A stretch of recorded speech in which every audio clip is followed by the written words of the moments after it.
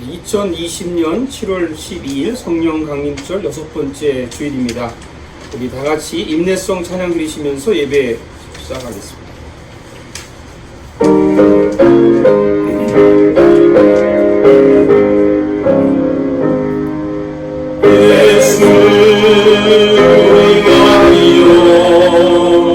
이곳에 오소서.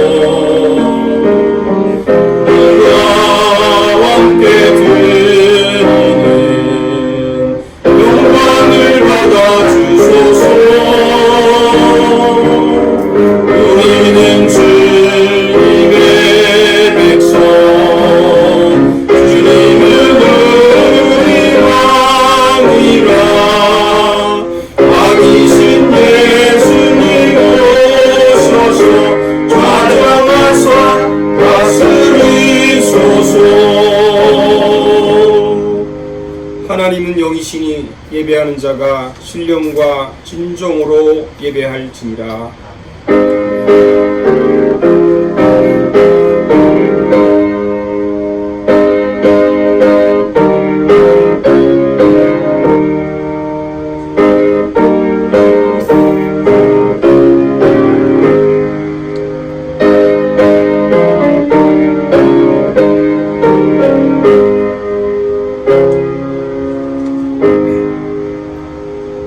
하나님이여, 내 속에 정한 마음을 창조하시고 내 안에 정직한 영을 새롭게 하소서. 아멘. 하나님 감사합니다. 온 세계가 혼돈과 흑암 속에 있는 가운데서 신음하고 있습니다. 이런 가운데서도 우리는 주님을 또한 바라봅니다. 모든 창조의 질서를 세우시는 여호와 하나님, 오늘 이 시간도 예배하는 우리 마음을 먼저 하나님 앞에 온전히 드리게 해주시고, 우리의 마음이 먼저 바른 하나님의 말씀으로 질서를 회복하고 주님을 바라보는 이 시간 되게 해 주옵소서. 하나님께서 살아계셔서 역사하시고 이 시간도 임재하셔서 우리의 예배를 온전히 받아 주옵소서. 존귀하신 예수님의 이름으로 기도하옵나이다. 아멘. 찬송가 27장 찬양 드리겠습니다.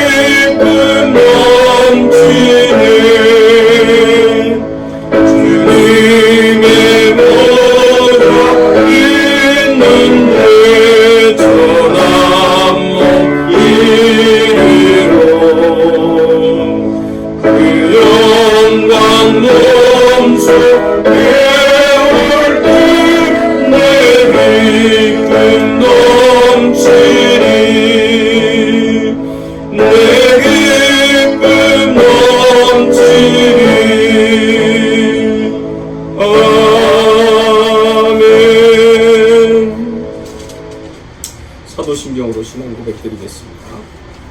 우리 다 같이 한 목소리로 신앙 고백하십시다.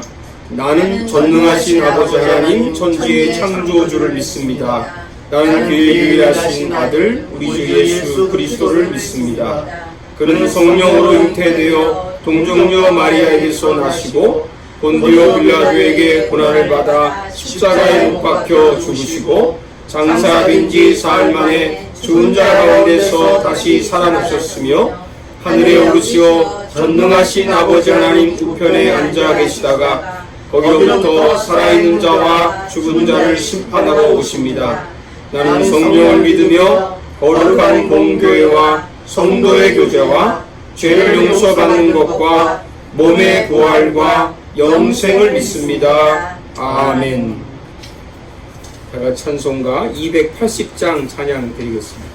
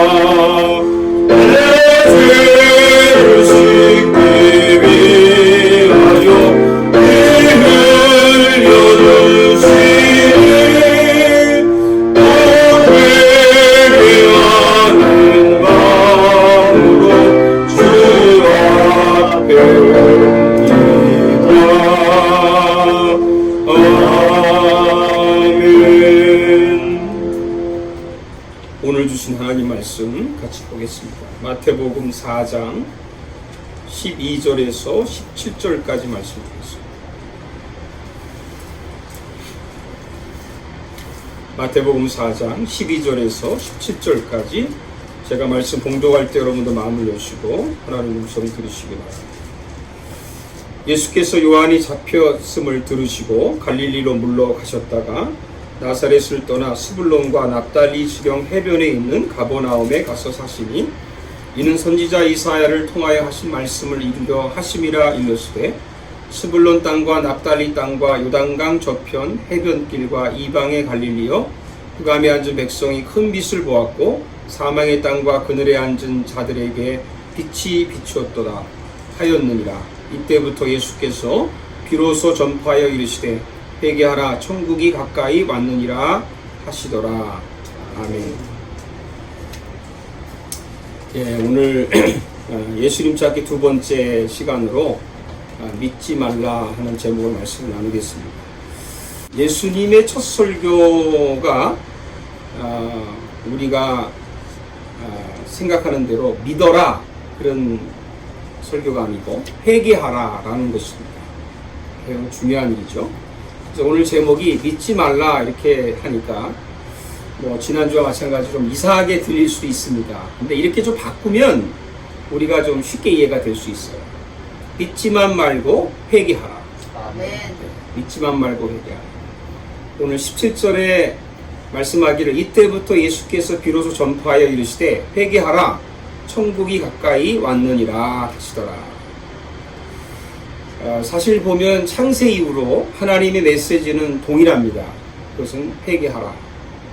구약의 선지자들의 공통된 메시지도 뭡니까? 회개하라. 오늘 예수님 앞서서 외쳤던 세례 요한의 메시지도 역시 회개하라. 나중에 나오는 사도 바울도 마찬가지입니다. 세례 요한은 믿음의 세례를 베풀지 않고 회개의 세례를 베풀었다고 했습니다. 마태복음 3장 6절에 보니까 자기들의 죄를 자복하고 요단강에서 그에게 세례를 받더니, 그러니까 요한은 죄를 회개하는 사람에게만 세례를 줬다는 거죠. 저는 이 말씀 생각하면서 다시 한번 제가 늦었지만 솔직하게 저도 좀 양심의 가책을 많이 느낍니다. 분명히 예수님은 아예 처음부터 회개의 설교를 했다는 게 중요해요. 근데 언제부턴가 회개가 빠지고 믿음만 강조하게 됐다는 거예요. 믿음으로 의인이 된다고 하고 우리의 공로가 필요 없다라고 하니까 어느 순간 슬그머니 회개가 사라져버린 거예요. 물론 우리가 믿음으로 구원을 받습니다. 물론 우리가 우리의 공로가 구원받을 때 우리의 공로가 필요가 없습니다. 그러나 회개해야 구원을 받습니다. 아멘. 이것이 믿음으로 구원받는다는 말하고는 전혀 다른 말이 아니고 같은 말이에요. 그러니까 믿는다는 것은 곧 회개를 했다라는 것을 말합니다. 세례를 받았다는 것을 회개했다라는 것을 말하는 것이죠. 그러면 왜 예수님이 왜 첫 설교를 믿으라, 나를 믿어라 이렇게 하지 않고 회개하라고 했을까? 이게 중요한 것이죠. 첫째는 회개하라는 말은 좀 멈추라는 뜻이 있어요. 멈추라. 예수님께서 회개라고 외치시는 말씀은 우리에게 잠시 동안 우리의 일을 좀 멈추라는 뜻이 담겨져 있습니다. 여러분, 교회에서 가장 위험한 신자가 누구입니까?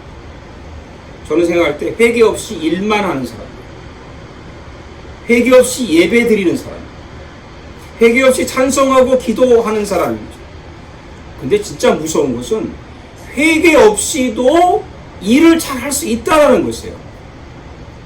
마틴 로이드 존스 목사님 회개라는 책에 보면 이런 말이 있습니다. 회개 없는 사람은 자신이 저지른 잘못을 직시하지 않은 채 하던 일을 지속하는 것이라고. 하던 일을 지속해요. 그러니까 회개 없이도 목사, 장로, 권사 할 수 있다는 거죠. 잘할 수 있습니다. 회개 없이도 선교도 하고 헌금도 할 수 있고 예배, 사배도 너무너무 잘할 수 있다는 거예요. 회개 없이도 사업하고 장사 잘하고 일 잘할 수 있습니다. 겉으로는 아무 문제가 없어 보이는 거죠. 근데 문제는 뭐냐면 일을 멈추지 못하는 거예요. 일을 멈추지 못해요. 왜요? 멈추면 불안합니다. 멈추면 나의 진짜 모습이 드러나는 게 두려운 거예요. 어쩌면 지금 코로나 시대에 진짜 자기의 바닥이 드러난 사람이 있지 않은가. 한번 우리 자신을 좀 살펴봐. 바닥이 드러난 사람. 평소에는 그렇게 안 보였는데 코로나가 와가지고 자기의 신앙의 바닥이 드러난 사람이 있어요. 멈추는 이유는 단 한 가지입니다. 나를 돌아보는 거예요. 나를. 남을 보는 게 아니고 나를 돌아보는 거예요. 교회를 보는 게 아니고 나를 보는 거예요. 하나님 앞에서 나를 거울처럼 비춰보는 거예요. 마치 여성들이 외출하기 전에 거울을 보면서 자기를 가꾸는 것과 같습니다. 야고보서 1장 23절에 뭐라고 그랬어요? 그는 거울로 자기의 생긴 얼굴을 보는 사람과 같다. 이것이 꼭 우리의 삶 속에 필요합니다. 만일 우리가 스스로 멈추지 않으면 하나님이 멈추게 하신다는 거예요. 어쩌면 코로나가 하나님 멈추게 하라고 그렇게 준 건 아닐까요? 바울을 보세요. 예수 믿는 사람들을 잡아서 감옥에 가두는 일을 멈추지 않았던 사람, 설기등등하게 다녔죠. 그런데 바울이 다메섹으로 가는 도중에 예수님이 나타나셔서 그의 길을 딱 막아버립니다. 그때부터 바울은 사흘 동안 눈이 먼 채로 집가라고 하는 곳에 유다의 집에서 금식하면서 기도하게 만드세요. 기도하게 만드세요. 하나님이 바울을 멈추게 하신 거죠. 도대체 그냥 놔두면 멈추지 않으니까. 무슨 기도했을까요? 당연히 회개의 기도입니다. 일어나 주의 이름을 불러 세례를 받고 너희 죄를 씻으라. 바울이라는 이름이 작다라고 하는 뜻을 가지고 있는 건 다 알고 있습니다. 바울은 작다라는 뜻입니다. 근데 멈추다라는 뜻도 있다는 거예요. 멈추다. 이게 좀 놀라운 일 아닙니까? 바울이 멈춰서서 자기를 직시하고 자기를 보니까 자기가 그동안에 저지른 죄가 얼마나 큰지를 깨닫게 되는 거죠. 야, 내가 예수 믿는 사람들을 잡아서 옥에 가두고 핍박했는데 이게 얼마나 큰 죄인지. 저는요, 그냥 묵상하면 생각이 들었는데 아마도 나중에 디모데에게 고백했던 얘기지만 사실은 이때 기도하면서 내가 죄인 중에 괴수구나 라는 그 은혜를 깨닫지 않았을까? 보네포 목사님은 그런 얘기 했어요. 책에서 내가 죄인 중에 괴수라는 것을 깨달아야 교회라고 하는 공동체의 지체가 된다고 했어요. 정말 우리 교회 교인이 지체가 되려면 다 서로가 나는 죄인의 죄수 중에 괴수다 이렇게 생각한다면요, 교회가 문제가 일어날 일이 없죠. 사실은 저분이 잘났다고 하니까 문제 일어나는 거 아닙니까? 바울은 회개하고 나서 정말 새로운 사람이 되었습니다. 특별히 이름처럼 작은 사람, 곧 겸손한 사람이 된 거죠. 여러분, 회개해야 겸손해지지 않나요? 코로나에도 멈추지 않으면 언제 멈추겠어요? 이제는 앞으로 영영 멈추지 못할 수도 있습니다. 저는 이 시대가 하나님이 주신 시대라고 생각합니다.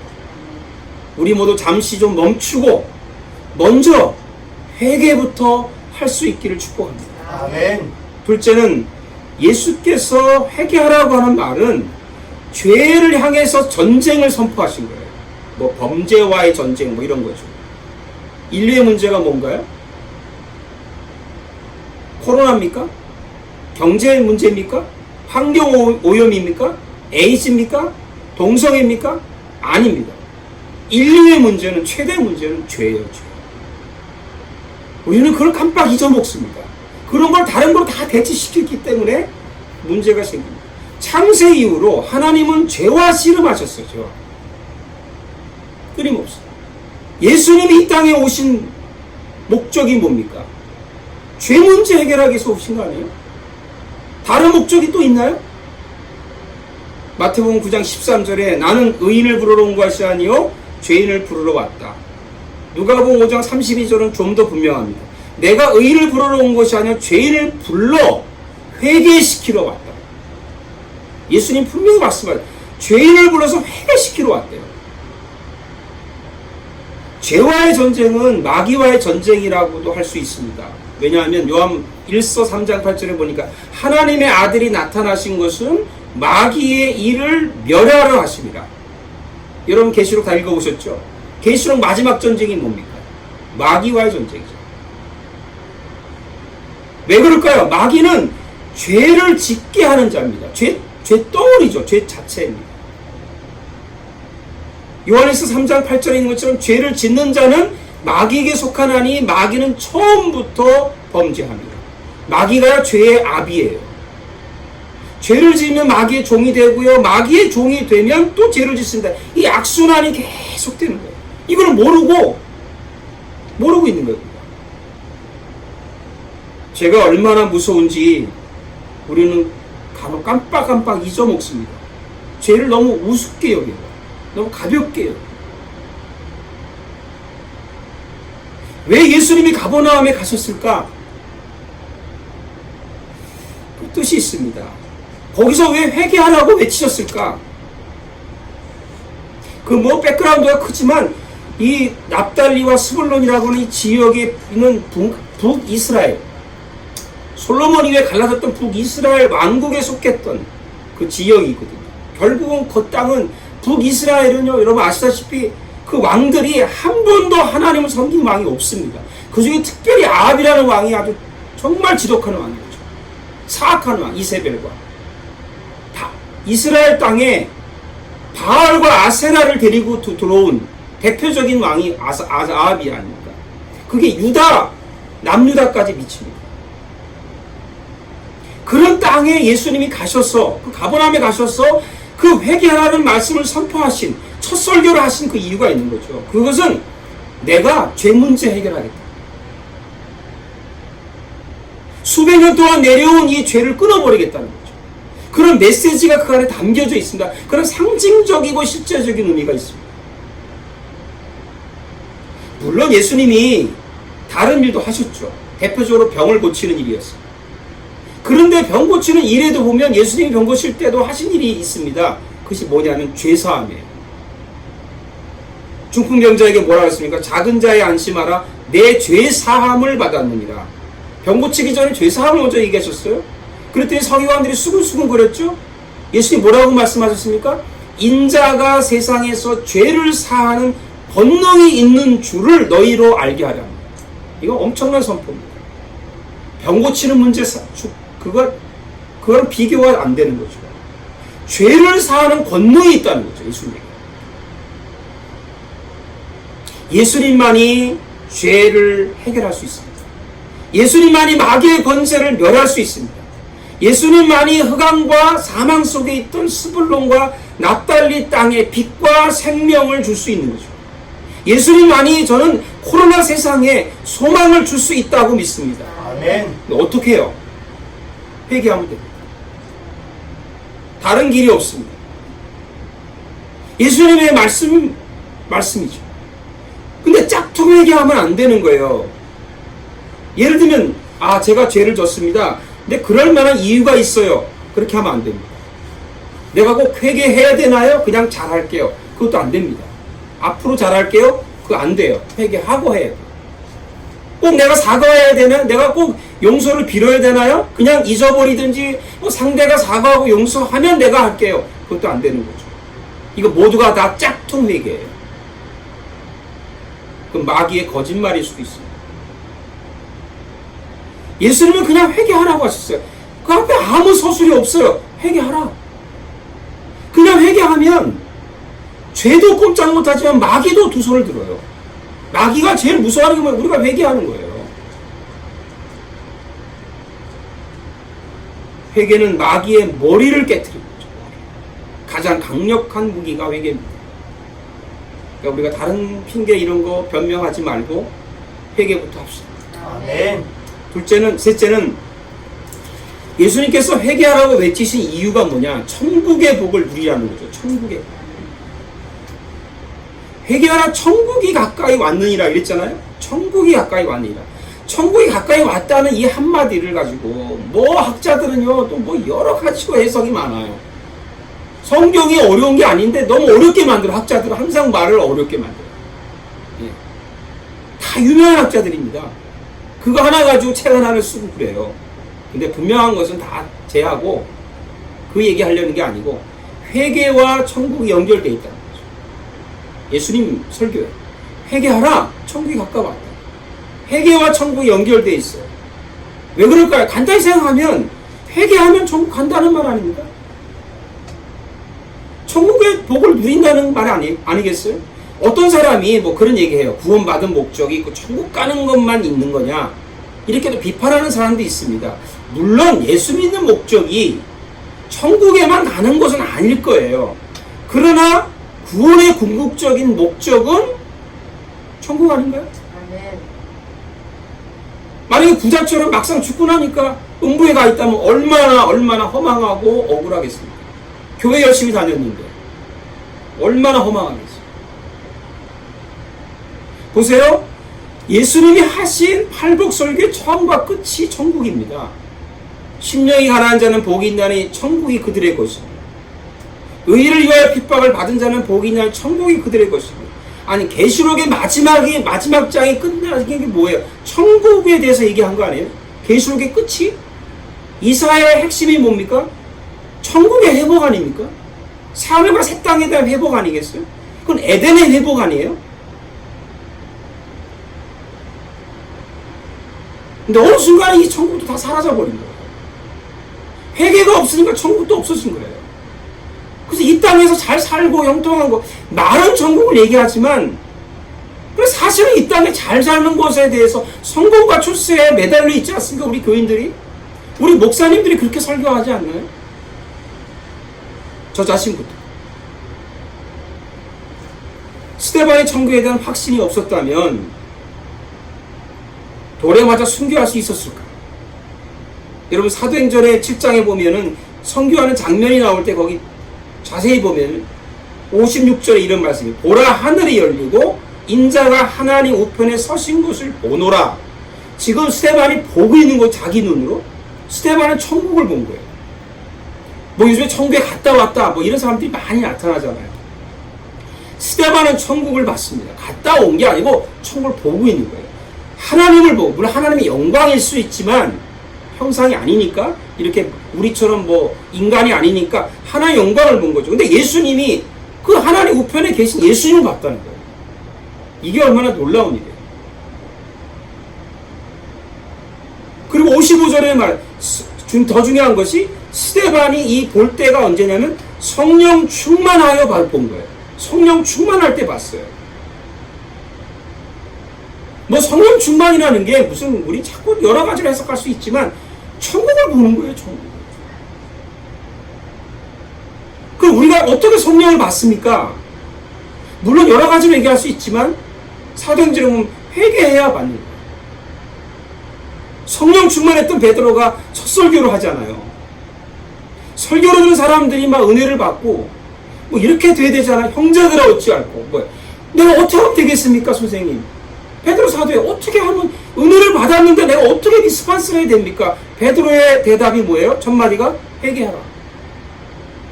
그리고 주 예수 그리스도 이름으로 세례받고 제사함 얻어라. 그림은 성령을 선물로 받을 것이다. 너무도 명확한 얘기 아니에요? 우리 교회 와가지고 무슨 이상한 자꾸 다른 얘기 다 빼고 정말 들어야 될 말씀을 들어야 되죠. 회개하면 성령 받는다. 다른 길이 없죠. 왜냐하면 예수님이 천국의 주인 아니세요? 주인? 아니 천국의 주인이 지금 얘기하고 있는 거예요. 회개하라. 천국이 가까이 왔다. 아니 그분은 천국에 살았던 분이고 지금 살고 계시고 천국에 대해서 너무 예수님보다 더 잘하는 사람이 있습니까? 누가 천국 갔다 왔다. 그건 다 뭐 거기에 비하면 아무것도 아닌 거죠. 아니 천국의 주인이 얘기하고 계세요. 주인이. 만왕의 왕이 얘기하고 계신 거잖아요. 그래서 우리가 이렇게 말하고 있는 거예요. 이 말씀을 바꿔 얘기하면 사랑하는 자녀들아 내가 살았던 내가 살고 있는 천국이 가까이 다가오고 있단다. 그러니 무엇보다도 해줄 수 말은 뭐예요? 회개해라. 회개하면 된단다. 회개하면 들어갈 수 있단다. 회개하면 너와 나와 함께 살 수 있단다. 아니 예수님이 설교할 때 가장 하고 싶은 얘기를 하는 게 그거 아니겠어요? 무슨 어떻게 살아라 뭐 이런 얘기는 하지 않으시고 회개하라. 코로나 시대에 사람들이 지옥 같다 이런 사람도 있어요. 지옥 같다. 맞아요. 그럼 코로나 시대에 무슨 설교를 해야 될까? 만약 예수님이라면 이 시대에 오셔서 우리에게 무슨 설교를 했을까요? 좀 상상을 해봤어요. 예수님 똑같은 설교 하지 않았을까요? 회개하라. 뭐 코로나가 우리가 죄를 범죄해서 코로나가 왔다 이런 얘기가 아니고 근본적으로 회개하라는 거예요. 회개가 안 되고 다른 일이 뭐가 될 수 있겠냐. 그래서 우리도 예수님을 따라서 해야 되죠. 저와 여러분이 먼저 우리부터 회개합시다. 네. 코로나가 우리에게 준 가장 큰 축복은요, 회개하는 시간을 줬다. 아멘. 이게 길어지면 길어진 거 두려움이 있지만 길어질 수 있는 것은 길어져도 좋아요. 그 안에 회개하라는 거예요. 회개 안 하면 더 길어질 수도 있죠. 그런데 모두가 회개는 잊어버리고 걱정만 합니다. 한숨만 쉽니다. 돈 걱정, 건강 걱정, 뭐 미래에 대한 걱정, 거기다가 예배 드리는 척 하는 거 있죠. 우리 하나님 속이면 안 됩니다. 우리 목사님들이 지금 속고 있는 게 너무 많잖아요. 저는 개인적으로요, 사실 혼자 예배 드릴 수 있어야 진짜 성도라고 생각해요. 목사도 마찬가지. 근데 목사도 그렇게 혼자 하지 못하면서 속이지도 말고 속지도 말아야 되는 거죠. 교회에서 프로그램을 만들어서 뭐 이렇게 해라 저렇게 해라, 코로나 시대가 됐으니까 이런 프로그램 저렇게 해서 이렇게 해서 뭐 다 필요 없다는 걸 안 해요. 그렇게 해서 예배 드리고 뭘 하는 신자가 되는 거는 아닌 거라고 저는 생각해요. 그렇게 만들어줘야 하는 사람, 물론 초신자는 할 수 있겠죠. 근데 이거 안 만들어주면 못해요.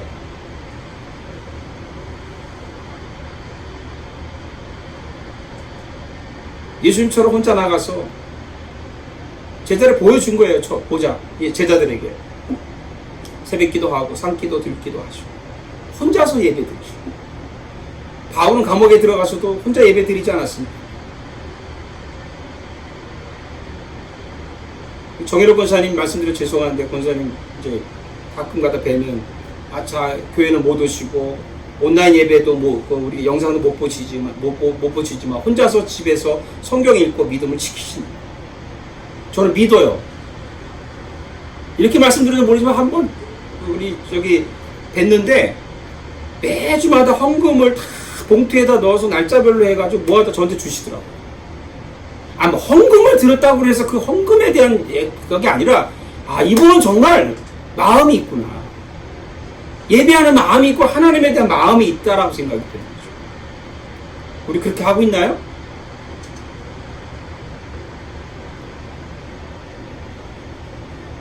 좀 심한 얘기가 될지 모르지만 마틴 로이드 존스 목사님이 좀 단호하게 말씀하셨어요. 회개하지 않는 사람은 그리스도인이 아니다. 심한 말인지 모르지만 들어야 될 말씀이라고 생각해요. 그래서 우리 무엇보다도 우리 함께 회개합시다. 아멘. 회개해야 살고요, 회개해야 회복이 있고요, 회개해야 소망이 있습니다. 아멘. 이런 은혜가 저와 여러분 가운데 임하기를 축복합니다. 기도하겠습니다.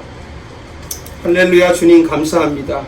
우리는 회개하지 않고 열심히 일만 했습니다. 회개하지 않고 우리는 뭔가 해보려고 애를 썼습니다. 회개하지 않고 우리는 좋은 크리스찬인 것처럼 생각했습니다. 회개하지 않고 이런저런 일에 걱정과 근심만 했습니다.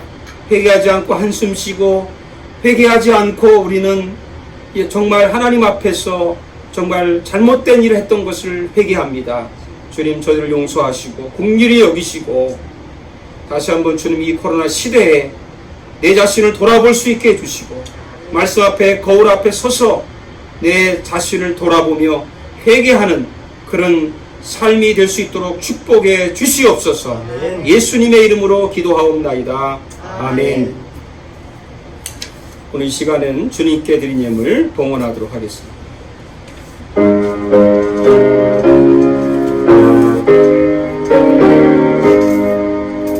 진리와 생명 되신 주, 이 몸을 바치옵니다.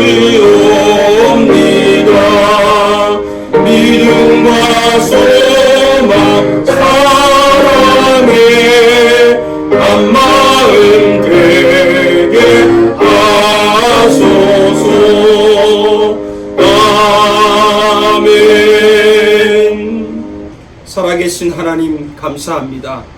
모든 만물을 주관하시고 우리의 삶의 모든 분을 다 자세히 살피시는 주님, 우리의 삶이 어떻게 살아가는지 아시는 주님, 우리의 부족과 필요를 아시는 주님, 오늘 주님 앞에 구별해 드린 예물을 받으시고 우리를 정말 주님의 은혜 가운데 더욱 축복해 주시기를 원합니다. 아멘. 하나님, 우리는 이미 하나님 우리의 생명도 주께 맡겼습니다. 건강 문제, 우리의 물질 문제, 우리의 직장 문제, 우리의 가정 문제들 주님께 맡겼습니다. 주님 주관하시고 다스려 주옵소서. 아멘. 한 주간 살면서 하나님 어려운 가운데서도 늘 주님 앞에 감사하는 기뻐할 수 있는 그런 성령의 충만한 삶을 살게 해 주시옵소서. 아멘. 천국을 보게 해 주옵소서. 아멘. 예수님의 이름으로 축복하고 기도하옵나이다. 아멘. 네, 그 소식 드리겠습니다. 계속 더위가 기승을 부리고 있어서 여러분이 아마 생활하시기가 많이 어려울 텐데, 이런 속에서도 밖에는 이렇게 뜨거운 것처럼 우리의 가슴이 정말 주님을 향해서도 뜨거워질 수 있기를 바라고, 그러기 위해서 우리가 일주일 동안 살아가면서 하나님의 말씀을 떠나지 않고 기도를 우리가 게을리하지 않도록 해주시고, 그날 주일날 우리가 말씀을 들으면서 그 말씀을 간직하고, 또 여러분이 서로 격려하는 그런 한 주간이 되시기를 간절히 바랍니다. 우리 축하해야 될 일은 좀 늦었지만 김정은 장로님이 한국에서 한국장로총연합회 대표회장으로 취임하셨다고 들었습니다. 축하드리고, 또 우리 가정마다 하나님 일주일 동안 평안히 함께 하시기를 간절히 바랍니다. 다 같이 축복송 드리고 예배 마치겠습니다.